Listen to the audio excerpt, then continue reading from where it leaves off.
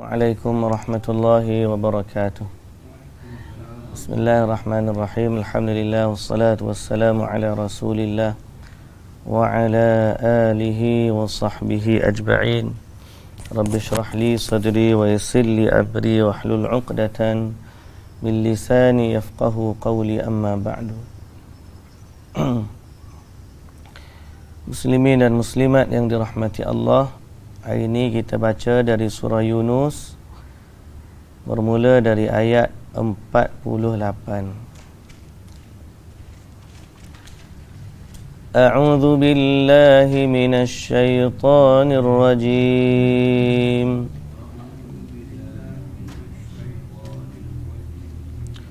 Bismillahirrahmanirrahim. وَيَقُولُونَ مَتَى هَذَا الْوَعْدُ إِن كُنتُمْ صَادِقِينَ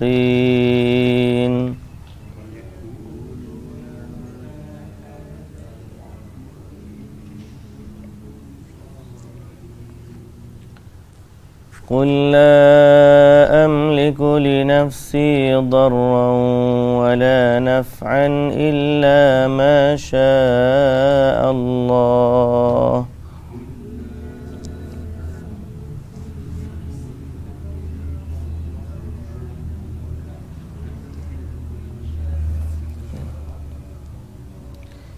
لِكُلِّ أُمَّةٍ أَجَلٌ إذا جاء أجلهم فلا يستأخرون ساعة ولا يستقدمون.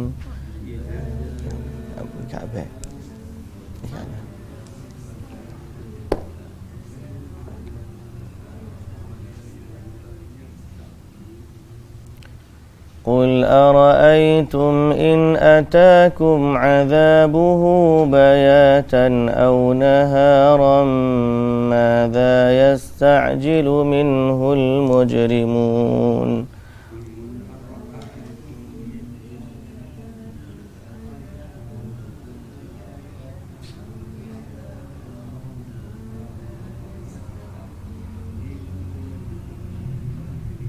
Abdul Aziz. Ya, Abang ambil dah. Dekat Abang. أثم إذا ما وقع آمنتم به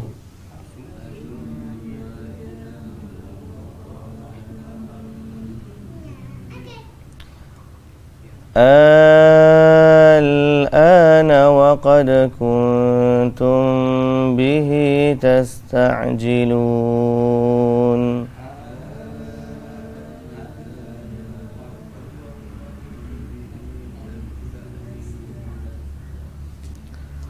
ثم قيل للذين ظلموا ذوقوا عذاب الخلد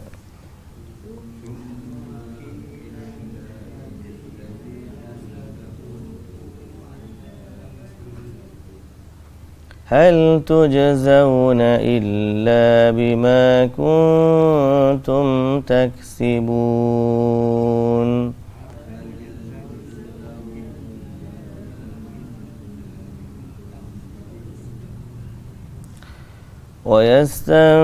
ويستنبئونك أحق هو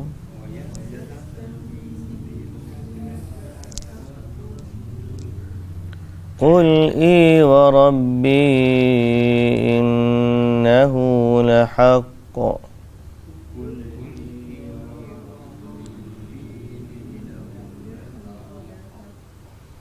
وما أنتم بمعجزين.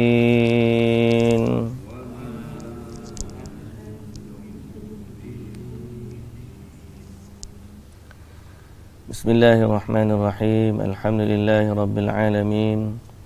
Wassalatu wassalamu ala Rasulillah wa ala alihi wa sahbihi ajma'in. Rabbi shrah li sadri wa yassir li amri wahlul 'uqdatan min lisani yafqahu qawli, amma ba'du. Segala puji dan syukur bagi Allah Subhanahu wa taala, Tuhan sekalian alam. Selawat serta salam ke atas kekasih Allah Nabi Muhammad sallallahu alaihi wasallam, juga atas ahli keluarga baginda yang suci, para sahabatnya yang mulia, para pengikutnya yang setia sehinggalah ke hari kiamat. Alhamdulillah, alhamdulillah, alhamdulillah. Maka pada hari ini kita nak sambung surah Yunus dari ayat yang ke-48. Ayat 48 ini dia cerita tentang perkataan orang-orang kafir, di mana orang kafir ini dia mengingkari hari kiamat. Jadi cerita kita hari ini ialah berkaitan dengan hari kiamat. Di mana orang kafir ni dia kata wa yaquluna mata hadzal wa'du in kuntum shadiqin. Dan mereka yang kafir bertanya, bilakah berlakunya azab yang telah dijanjikan itu, jika betul kamu orang-orang yang benar. Jadi kalau betul dakwaan kamu wahai Muhammad, bahawa kami yang tidak beriman ni akan ditimpa azab sebagaimana kamu cerita orang-orang dahulu ditimpakan azab, maka mereka pun tanya, bila nak berlakunya? Dia tanya bila nak berlaku. Bila ni bukan soal tanya kerana takut nak berlaku dak. Bila ni kerana dia mencabar Nabi sallallahu alaihi wasallam. Bila nak berlaku dipanggil istifham ingkari. Bertanya dalam keadaan ingkar. Dia tanya tapi dia ingkar. Sebenarnya bukan tanya nak tahu, tanya nak ingkar. Istifham ingkari. Bila nak berlaku kiamat, maknanya kami tak percaya kamu bagi tahu akan ada hari kiamat. Kalau dia ada, bila nak berlaku, maknanya tak akan berlaku. Nabi Muhammad pun tak boleh bagi tahu, dan mereka pun duk tanya-tanya. Wa yaquluna mata hadzal wa'du in kuntum shadiqin. Lalu jawapan Nabi sallallahu alaihi wasallam sebagaimana yang Allah perintahkan, qul la amliku li nafsi darran wa la naf'an illa ma syaa Allah. Katakanlah wahai Muhammad, bahawa aku tidak mempunyai kuasa untuk menolak mudarat atau juga berkuasa mendatangkan manfaat bagi diriku sendiri. Atas diri aku pun aku tak boleh bagi manfaat, aku tak boleh bagi mudarat illa ma syaa Allah, kecuali apa yang Allah kehendaki. Ini jawapan Nabi kepada mereka. Maknanya apa? Bukan kerjaku waktu azab kepada kamu. Sebagaimana aku pun tidak boleh memberikan manfaat kepada kamu. Apa saja yang berlaku termasuklah atas diriku adalah dengan kehendak Allah. Bila Allah Ta'ala nak azab, itu urusan Allah. Bila nak berlaku kiamat, itu urusan Allah. Aku tak tahu. Allah Ta'ala suruh Nabi kata macam tu. Qul, katakanlah wahai Muhammad. La amliku li nafsi. Aku tidak memiliki untuk diriku darran wala naf'a, kemudaratan ataupun manfaat. Ada orang ketika jadi orang miskin. pergi ke Abah tengok kita. Nanti habis sudah ngajar baru kita kecek. Nah, pergi ke Abah dulu. Okey.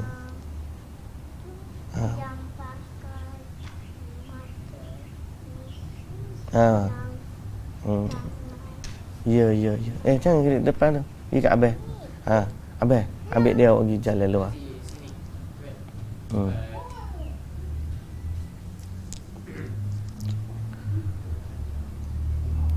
Baik. Jadi Nabi SAW diperintahkan untuk berkata demikian.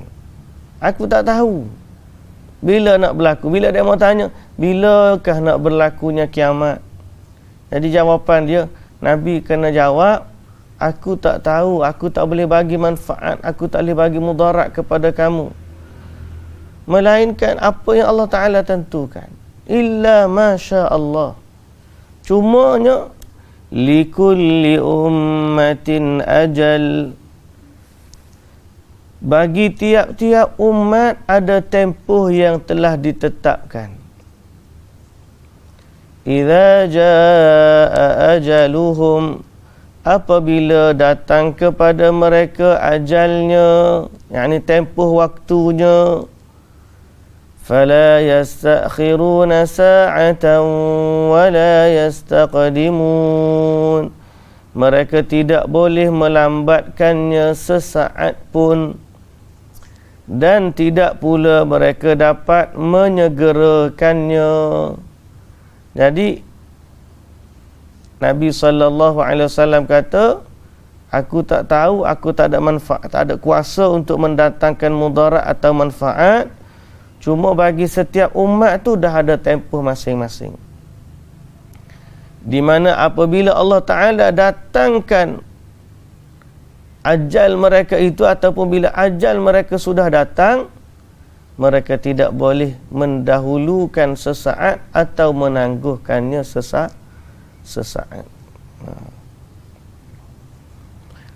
Jadi cerita hari kiamat ni, ataupun cerita apa yang dijanjikan oleh Allah ni, kekal menjadi rahsia Allah sampai bila-bila. Tak ada seorang pun yang tahu, termasuklah Nabi SAW. Ada juga orang yang tanya nak tahu, dan Nabi SAW diajar untuk menjawab. Sebagaimana Jibril alaihissalam datang mengajarkan kepada umat ini. Mata sa'ah. Jibril pernah datang tanya Nabi, bila nak berlaku kiamat? Nabi kata apa? Mal mas'ulu anha bi'a'lama minas sa'il. Yang ditanya tidaklah lebih tahu dari yang bertanya.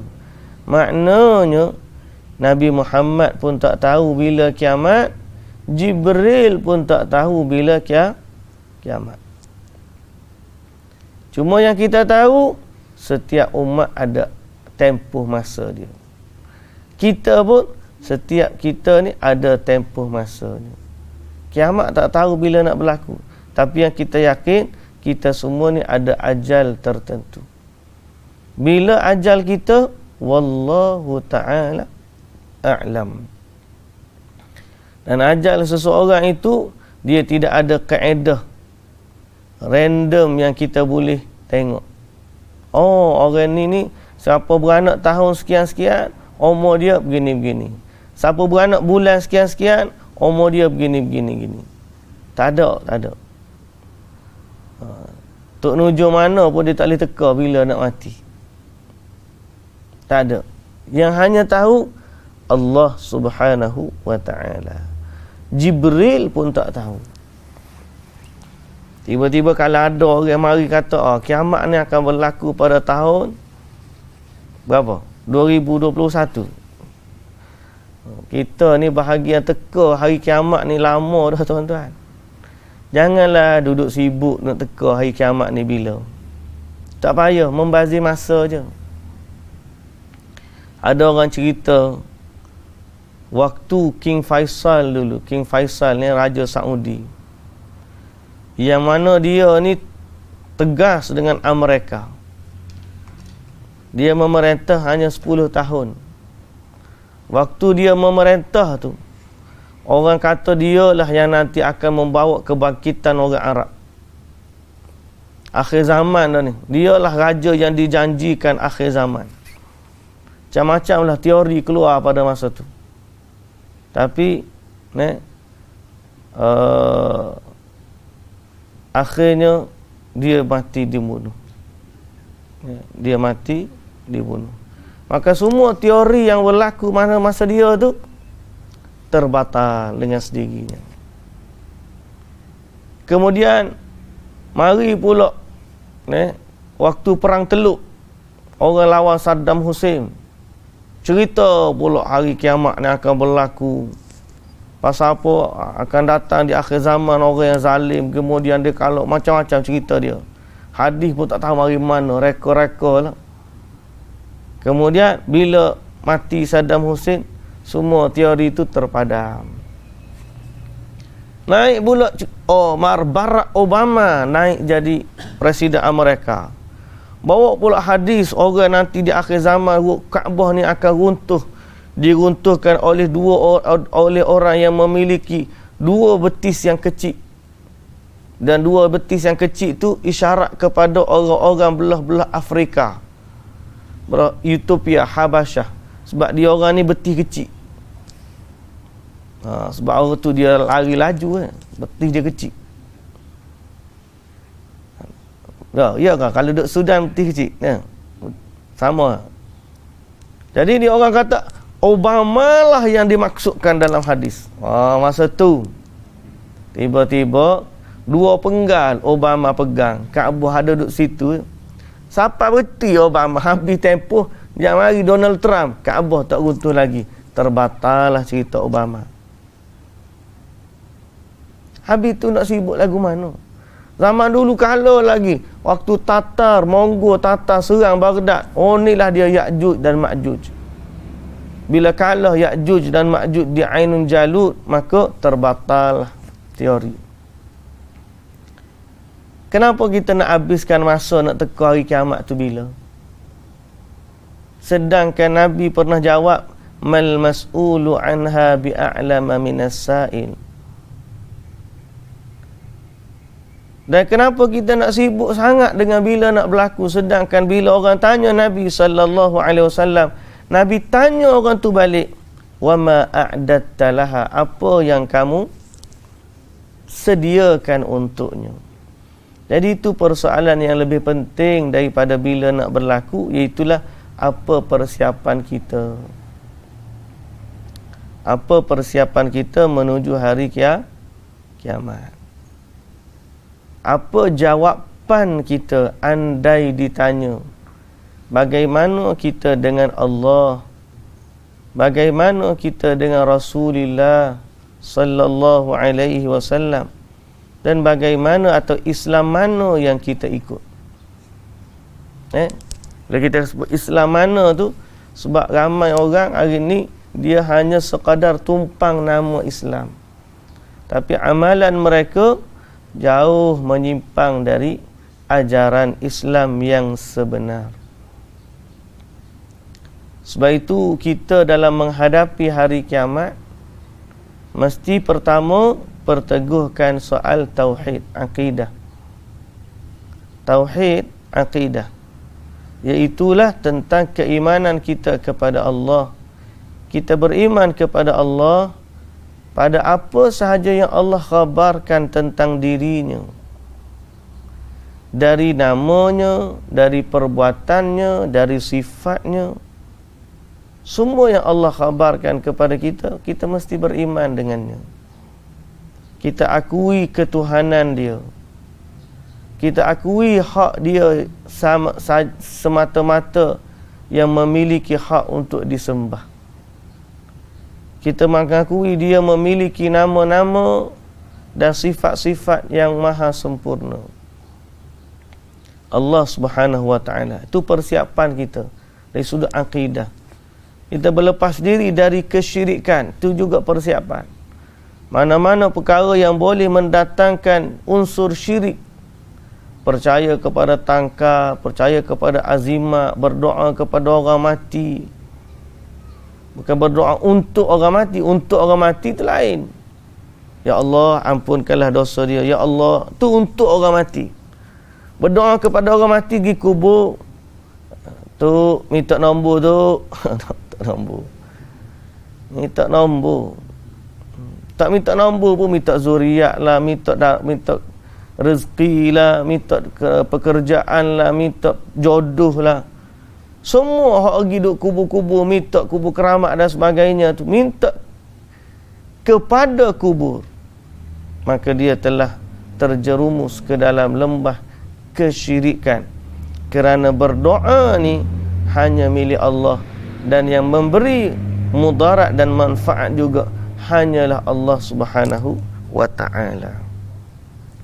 Yang inilah yang kita nak suruh faham. Yang inilah yang Nabi SAW nak suruh umat dia bersedia. Jangan tanya bila, jangan sibukkan diri bila nak berlaku kiamat, tapi sibukkanlah diri dengan persiapan menghadapi kiamat. Apa persiapan kita? Pertama, dalam soal akidah. Yang kedua, dalam soal ibadah. Ibadah juga kena persiapkan.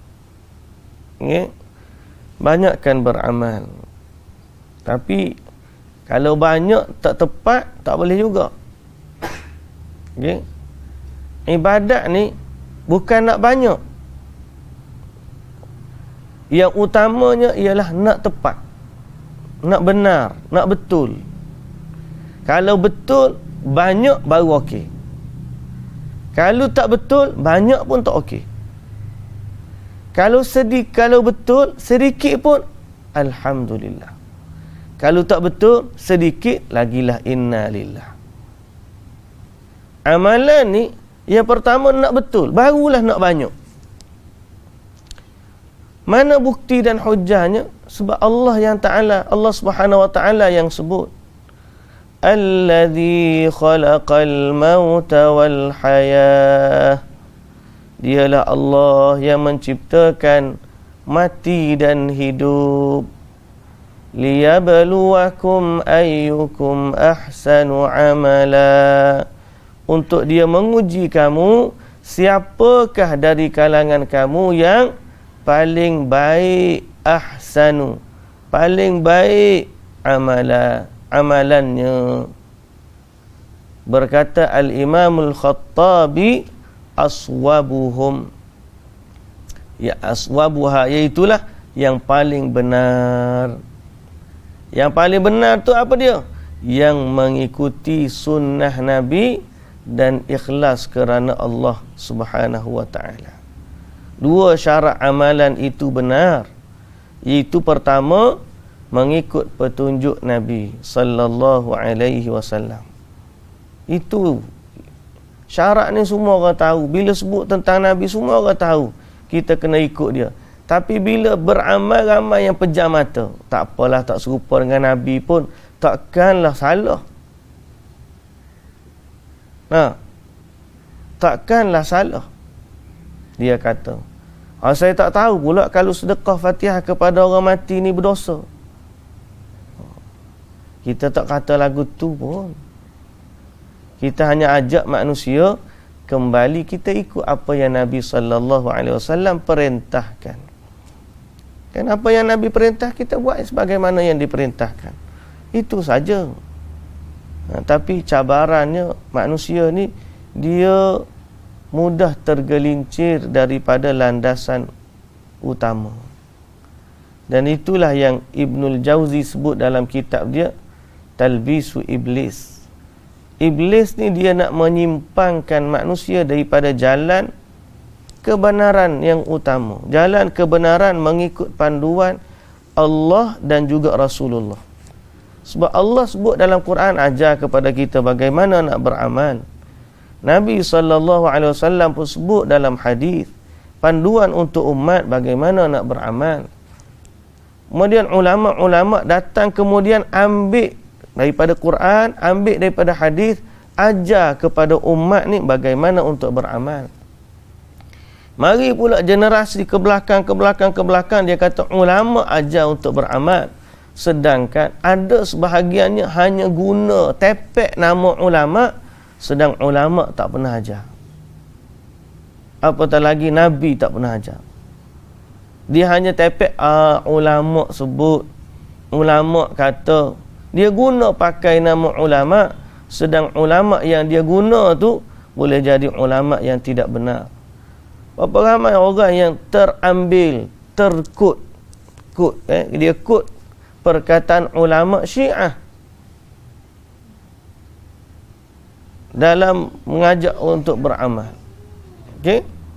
Jadi benda-benda macam itulah yang kita kena perhalusi.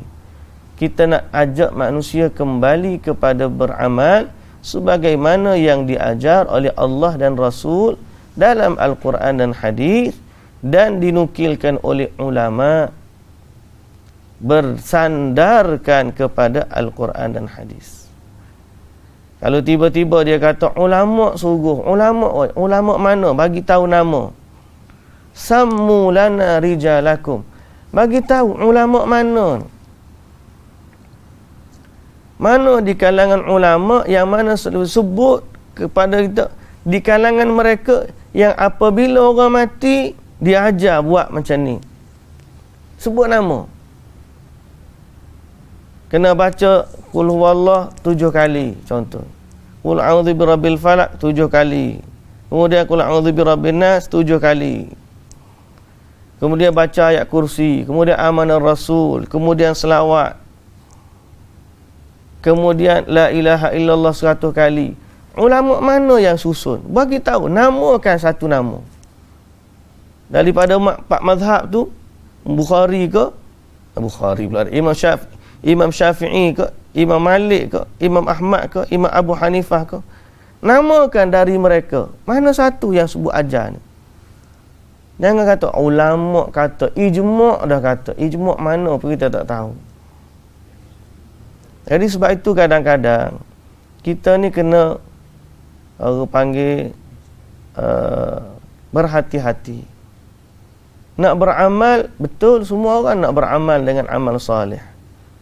Tapi kam min muridin lil khairi lam yusibhu. Berapa ramai orang yang mencintai kebaikan, nak kepada kebaikan, tetapi tidak mendapatkannya. Jadi tak banyak pun tak apa beramal. Bukan tak banyak pun tak apa. Bukan kita nak galak tak banyak, tak. Tapi yang lebih utama daripada banyak ialah benar.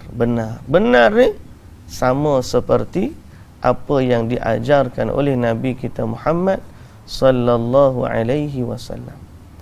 Tapi hati-hatilah, nanti akan ditohmah macam-macam. Bila kita ajak orang kembali kepada yang asli, dia yang kopi ni, yang kopi ori. Kalau kopi ori boleh kira. Ni bukan kopi ori no. Dia buat hak tak ori jadi ori.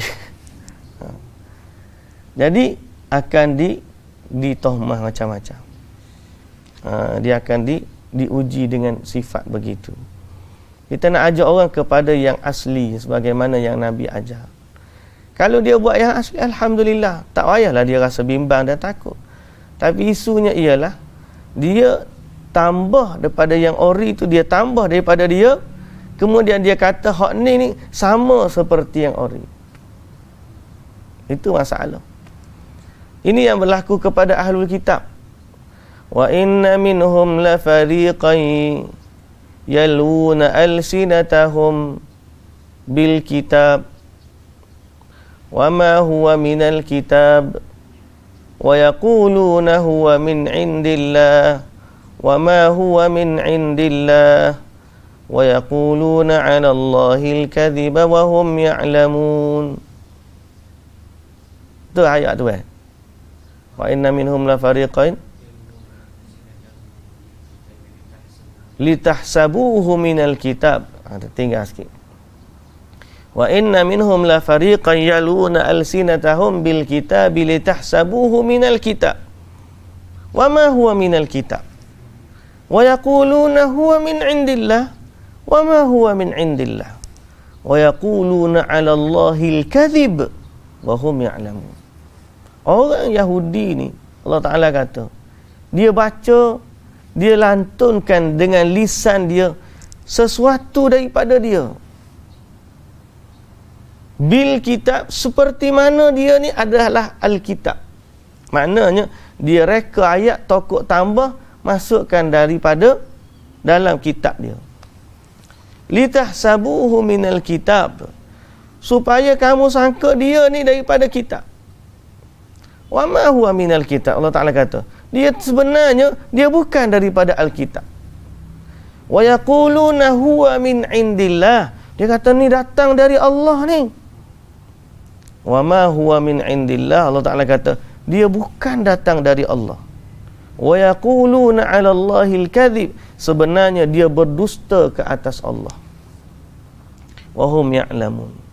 Jadi orang yang tokok tambah agama ni sebenarnya dia berdusta di atas nama agama. Pembohong, pendusta. Dia kata ni ada dalam agama, sedang tak ada. Dia ni kata yang ni sunnah ni, padahal Nabi tak ajar. Dia berdusta. Dia kata ni ulama kata. Ulama mana kata? Cari-cari nama tak ada. Ulama je, tapi tak sebut nama. Dia berdusta. Okey? Kita kalau dia sebut tak sebut nama, tapi ada kurang-kurang dia tak tahu. Tapi ni dah nama memang tak ada. Ulama ajar. Ulama kita dah buat. Ulama yang kita sebut tu ulama maksud apa? Kalau ulama mazhab, kena sebut Imam Syafi'i ke, Imam Malik ke, Imam Ahmad ke, ataupun Imam Abu Hanifah. Kalau setakat ustaz kampung kita buat, kita tak sebut lagu tu. Ulama buat padahalnya baru tu imam kampung kita. Tu dari sudut hujah tak kuat langat. Nah, dia kata ada ulama buat. Ulama tu rupa-rupanya ustaz kampung dia seorang je. Yang tu dia panggil tadlis dalam ilmu hadis kan. Tadlis lah, nak sebut seolah-olah orang besar, rupa-rupanya sebut tu orang lain. Baik. Ringkas ceritanya, saya nak kembali kenapa kita sebut benda tu, supaya kita ada bekalan untuk kembali kepada Allah. Tu je. Bukan kita nak bergaduh, bukan kita nak bala. Nak ajak supaya jom pakat sama-sama kita beramal dengan amalan yang sahih yang diajar oleh Nabi sallallahu alaihi wasallam, yang nanti insya-Allah bila kita kembali kepada Allah, kita mendapati bekalan kita ada. Yang kita bimbang bawa beg besar, isinya kosong. Tak ada apa pun dalam tu. Banyak buat tapi rupanya kosong. Apa dia? Tiga abang Baik. Kemudian Allah Subhanahu wa taala kata, "Qul ara'aytum in atakum 'adzabuhu bayata." Qul ara'aytum in atakum 'adzabuhu bayatan aw nahara madza yasta'jilu minhul mujrimun. Katakanlah, sudahkah kamu nampak jalan keluar ketika datang kepada kamu azab Tuhan itu pada waktu malam atau pada waktu siang? Azab manakah yang orang-orang berdosa itu minta disegerakan? Madza yasta'jilu minhul mujrimun. Macam mana apabila datangnya? Tidakkah kamu melihat sekiranya datang kepada kamu azabnya, azab Allah pada waktu malam ataupun siang?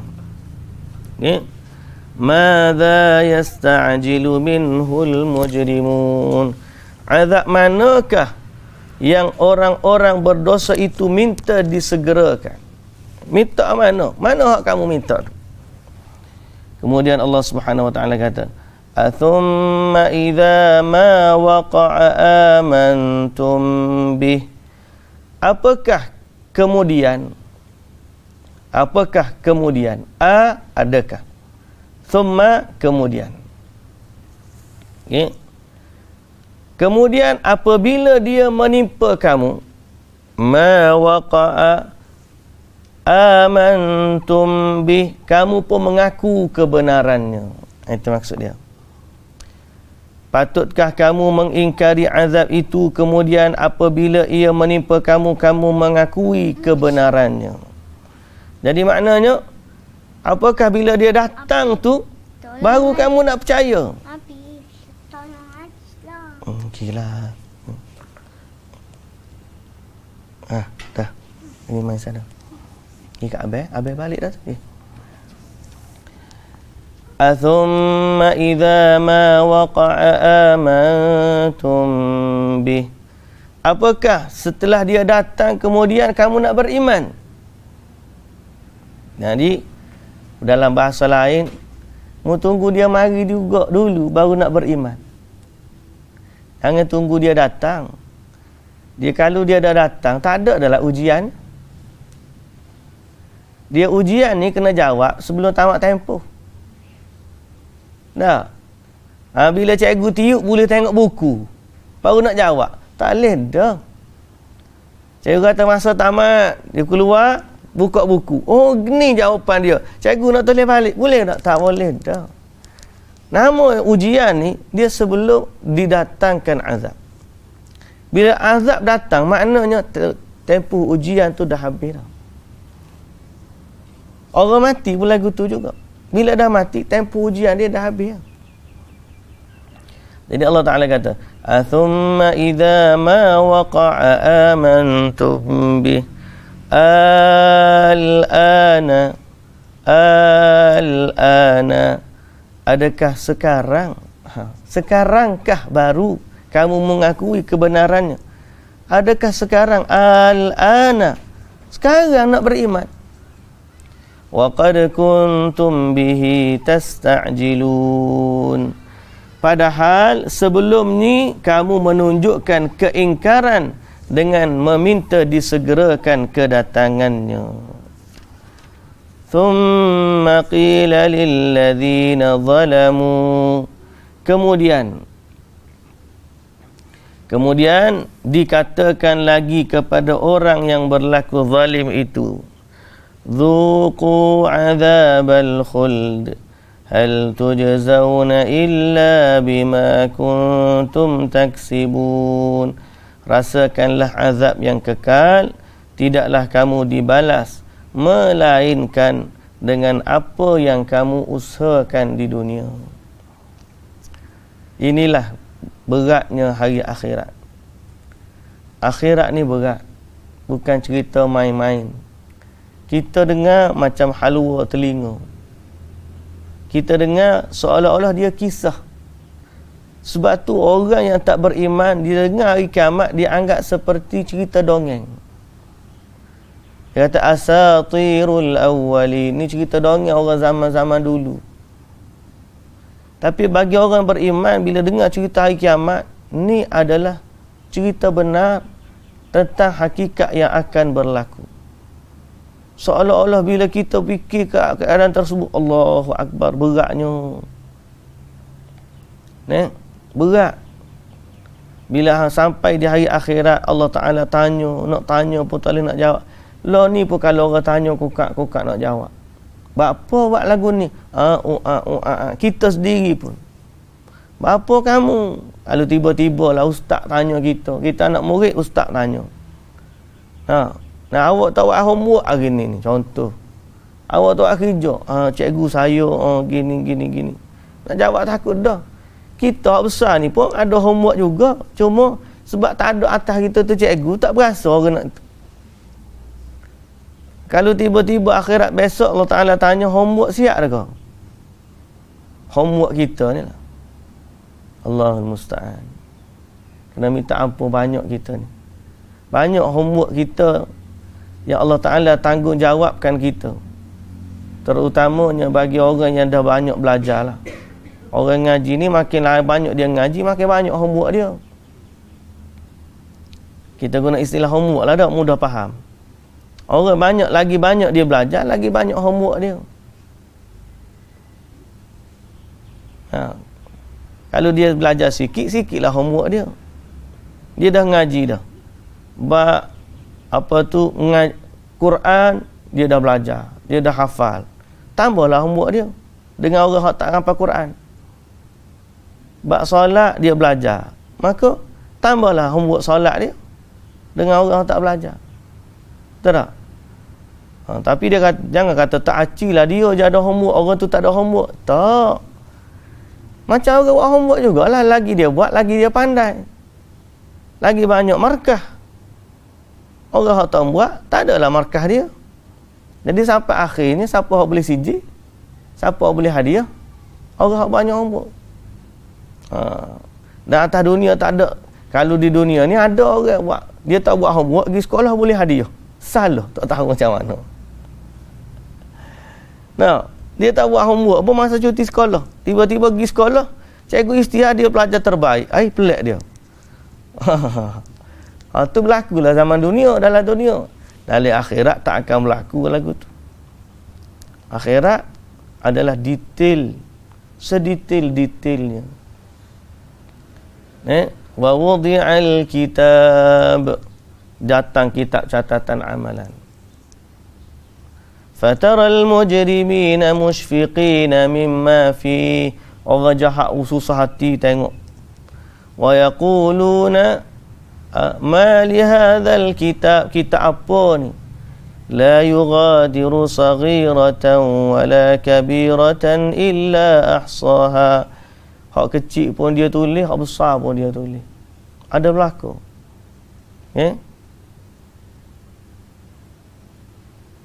Ma li hadzal kitab la yughadiru saghiratan wala kabiratan illa ahsaha wa wajadu ma amilu hadira. Dia pun tengok apa dia buat, ada berlaku. Wala yadhlimu rabbuka ahada. Allah tidak menzalimi seseorang pun. Kita lah tu, bukan orang lain, kita lah tu. Maknanya kita ni akan dipersoalkan oleh Allah tentang apa yang kita lakukan. Sama ada kita buat tu ikut pada hak Nabi sallallahu alaihi wasallam suruh dan Nabi sallallahu alaihi wasallam ajar, ataupun kita buat pandai-pandai kita, ikut pandai kita, kita tak tanya pun Nabi sallallahu alaihi wasallam bagaimana nak beramal. Ataupun kita buat atas sangkaan, buatlah takkan Tuhan tak terima. Jangan begitu.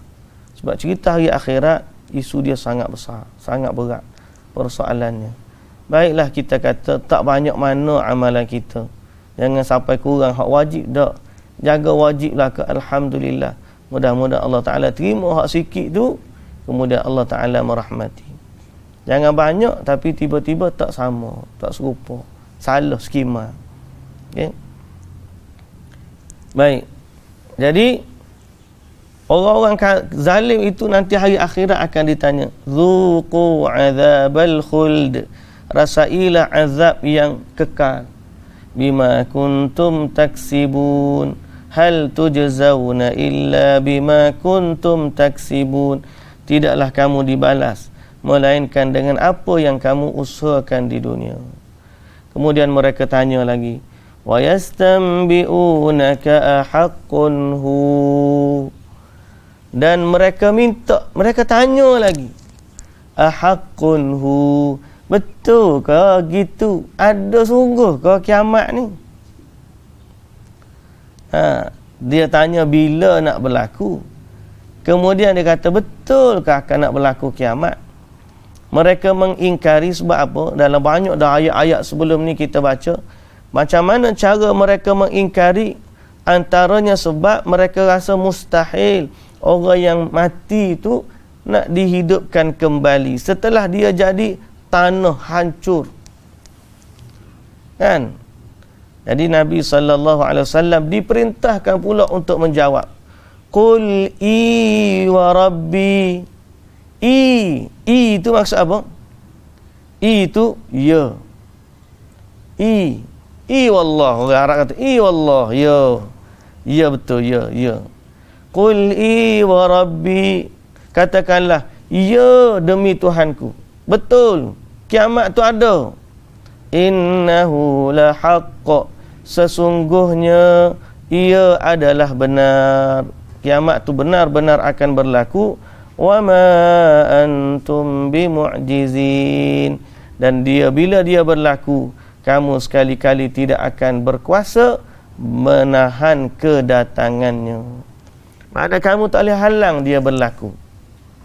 Tak ada orang pun di atas dunia ni boleh minta dengan Allah ataupun boleh menahan diri dia daripada dibangkitkan.